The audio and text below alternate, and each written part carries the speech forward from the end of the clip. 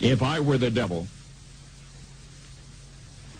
if I were the prince of darkness, I'd want to engulf the whole world in darkness, and I'd have a third of its real estate and 4/5 of its population, but I wouldn't be happy until I had seized the ripest apple on the tree, thee.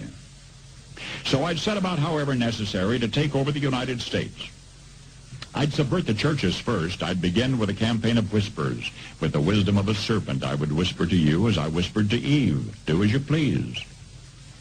To the young, I would whisper that the Bible is a myth. I would convince them that man created God instead of the other way around. I would confide that what's bad is good and what's good is square. And the old I would teach to pray after me, Our Father, which art in Washington.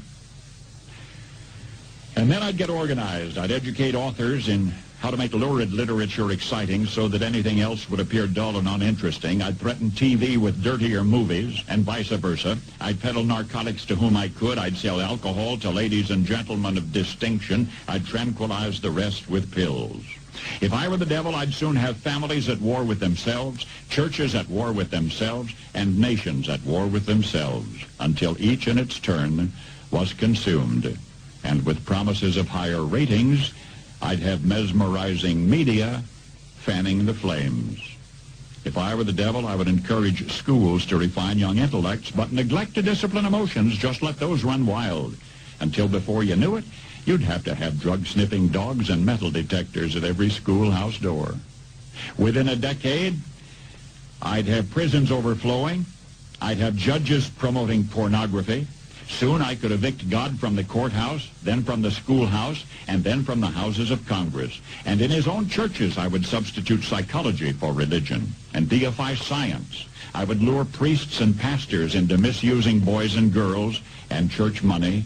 If I were the devil, I'd make the symbol of Easter an egg and the symbol of Christmas a bottle.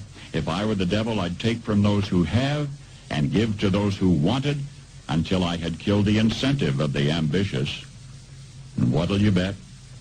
I couldn't get whole states to promote gambling as the way to get rich. I would caution against extremes in hard work, in patriotism, in moral conduct. I would convince the young that marriage is old-fashioned, that swinging is more fun, that what you see on TV is the way to be. And thus I could undress you in public, and I could lure you into bed with diseases for which there is no cure. In other words, if I were the devil, I'd just keep right on doing what he's doing.